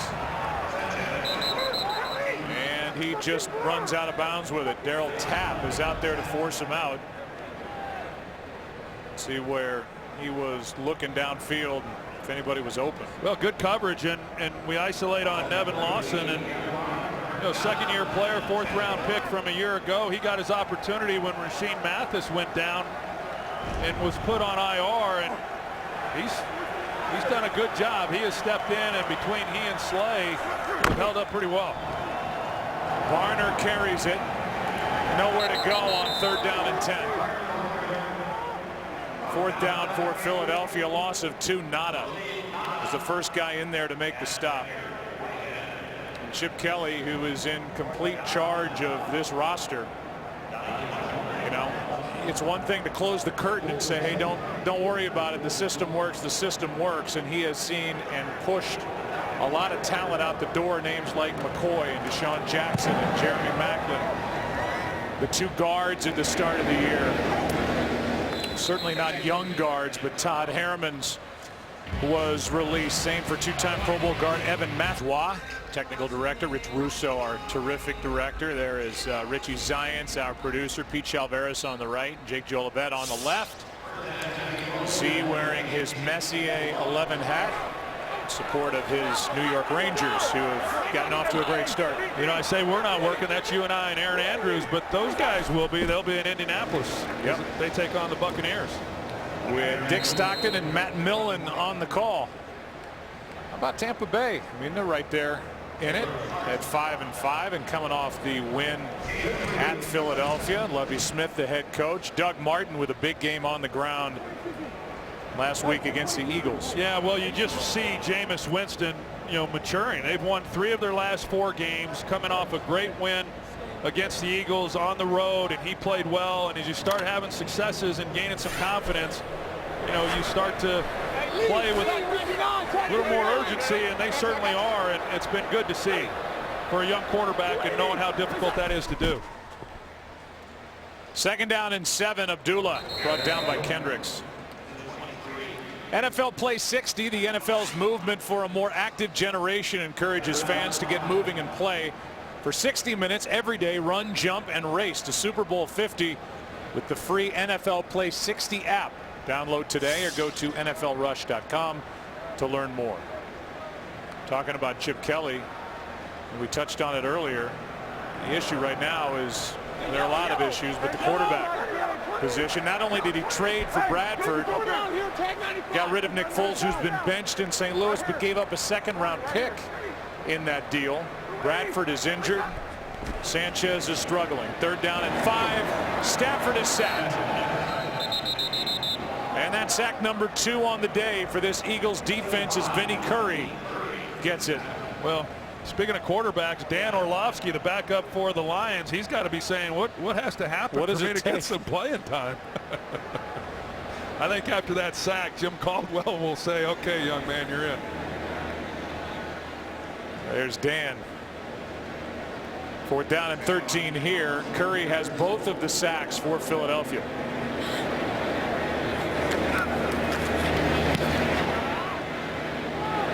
Line drive punt. On the return, it's Sproles. And Sproles out of bounds near the 45.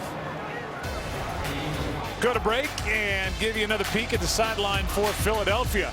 It has not been a good day here in Detroit in a 45-7 game. The only drama left as we force it here in Detroit. The galloping gobbler and who gets it. It's gone from a weird robotic looking turkey to something that looked like it was made out of chocolate to a plaque. We're kind of bringing the value of it down. We'll just hand out a nice letter. I think it's Gobbler 4.0 or something. It's had a few versions. Yeah. You see the list. I mean, Brett Favre's on that list. Dre Bly is on that list. Nobody reacted like Dre Bly of the Detroit Lions as Kenyon Barner is getting carries here late in the game. Well, it's good to see somebody get excited about this trophy. I mean, it is. And he sure was. I mean, this isn't exactly the turducken that we hand out, but it's the best we can do. Here's Barner picking up a 1st down. Guess we could do better. You could cook something or ship something in, but as it is, it's just a plaque. I mean, there's a guy who's on the list. He's got 3 touchdowns in this game, but 3 out of the right hand of Matthew Stafford, the guy in front of him who's got 5 touchdown passes. Yeah, it'd be hard for me not to go with the quarterback in the day that he has had. Winston threw for 5 touchdowns on Sunday, and Matthew Stafford matches it today. Here's Sproles, nothing. So that means for this Philadelphia defense, and I don't know how they go about preparing for Tom Brady and the New England Patriots, but they have allowed 15 opponents' touchdown passes with 1 interception over the past 4 games. Here's Sproles on 2nd down. He's still playing down inside the 30 with a 1st down. And Aguilar is going to get flagged for taking his helmet off as the frustration boils over for the Philadelphia Eagles, the rookie out of USC. Yeah, well, these are the things you see from a team that is coming unwound. Not sure exactly what got him going, but it must have been something that had happened previously on some other plays throughout this game. But offense number 17 taking the helmet off. The down count will be 1st and 10 after a 15-yard penalty. I'm not sure why you'd want to show your face on TV today anyway if you're wearing an Eagles uniform. Well, Aguilar missed 3 games with a high ankle sprain. And Aguilar is trying to explain why he unbuckled his chin strap and took his helmet off. They got the first down, so it just moves the ball back, and it becomes 1st and 10 at the Detroit 44.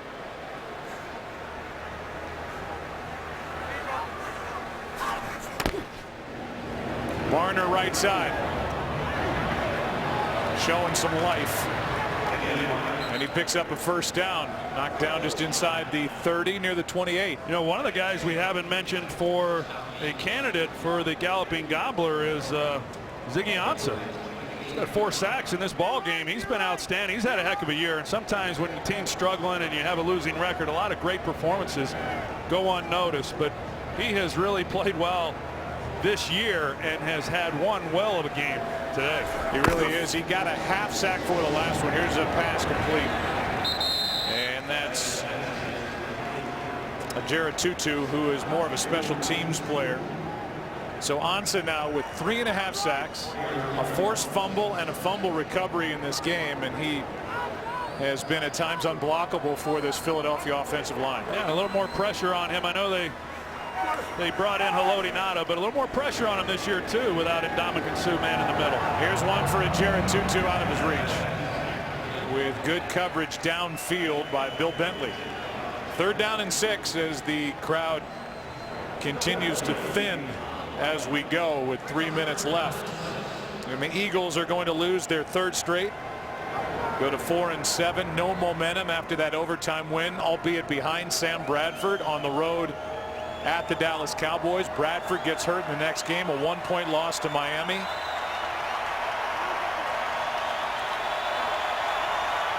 Lost big at home to Tampa Bay last week, and they're going to lose big on the road here at Detroit today.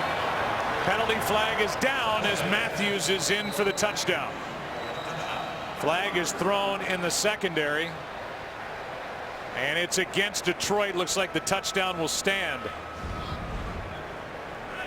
Prior to the pass, illegal contact, defense number 32, penalties declined, result, touchdown.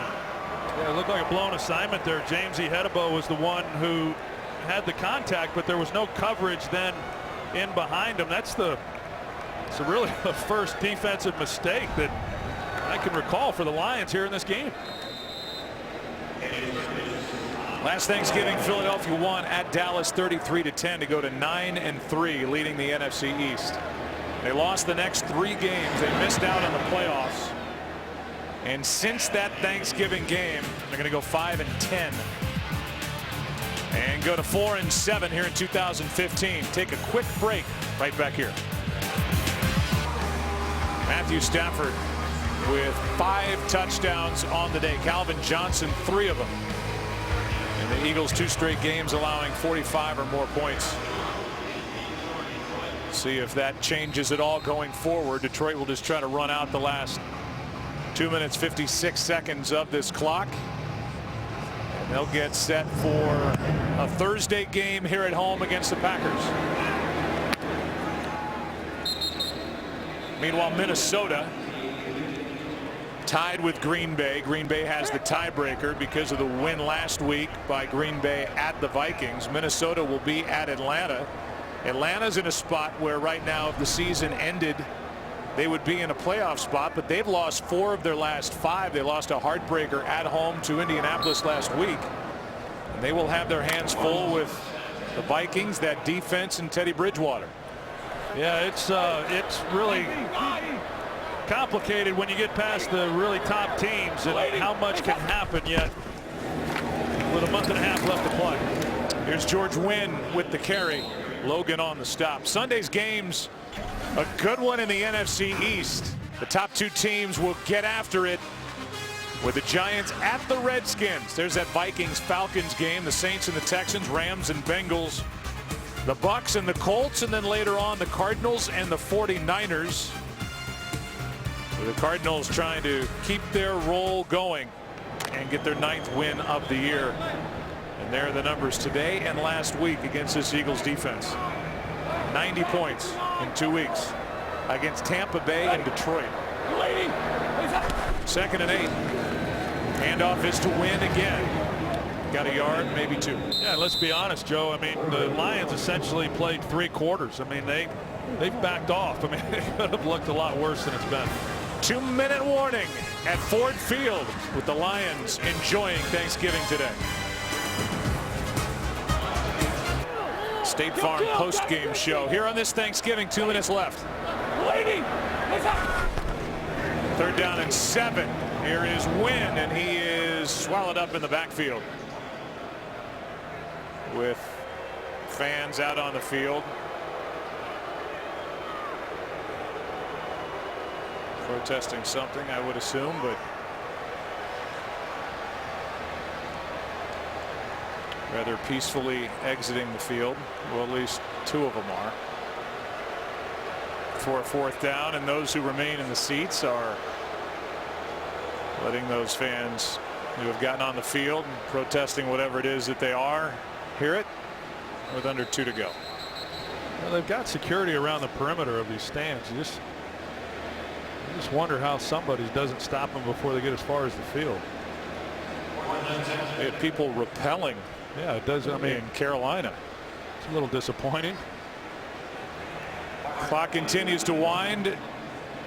What do you think? I mean, that's got to be the Galloping Gobbler Award winner, no? Yeah, I think so. He's, you know, a lot of people have questioned him this year, and not just this year, but like I said, I've been a big fan of his. They don't come like him around very often, and you know, it's been tough sledding at times. They were a playoff team a year ago, but boy, he sure played well today. Good punt by Martin, his best of the day. Sproles will return it, and he is brought down immediately by Corey Fuller. Let's look at that playoff picture in the NFC. Carolina with a red-hot Cam Newton. The numbers are just stunning, 10-0. And Newton over the last 4 games, 11 touchdowns, 2 interceptions. Then Arizona, Green Bay, the Giants, the Vikings in a good spot at 7-3. The Falcons, though, losers of 4 of their last 5. They're hanging on, but there are teams over there on the right that are definitely not out of it, including Tampa Bay and Seattle, both at 5-5. Yeah, that, you know, that race for the wild card and even the NFC East, because of the way that division has been played, is going to be coming down to the wire. You know, you look around the league, there's been a lot of bad football, let's be honest. You know, there's Carolina, there's New England, there's a few other teams that you'd say they are pretty good, but the rest of them not real good teams, but you know, they take 6 of them per conference, so somebody's going to get to go play in the postseason. Here's Barner. 2nd down and 8. Barner is the guy who is trapped behind DeMarco Murray. Ryan Matthews is inactive, out with a concussion again here today. Then Sproles. For the Lions, their largest win on Thanksgiving since '97 when they beat Chicago 55-20, and that'll do it. And Matthew Stafford, the offense, Calvin Johnson, the improved offensive line, the defense playing great. They win it here, and they've now won 3 straight. And both teams walk out of here 4-7, but one of them not feeling good about themselves at all. Back here after this.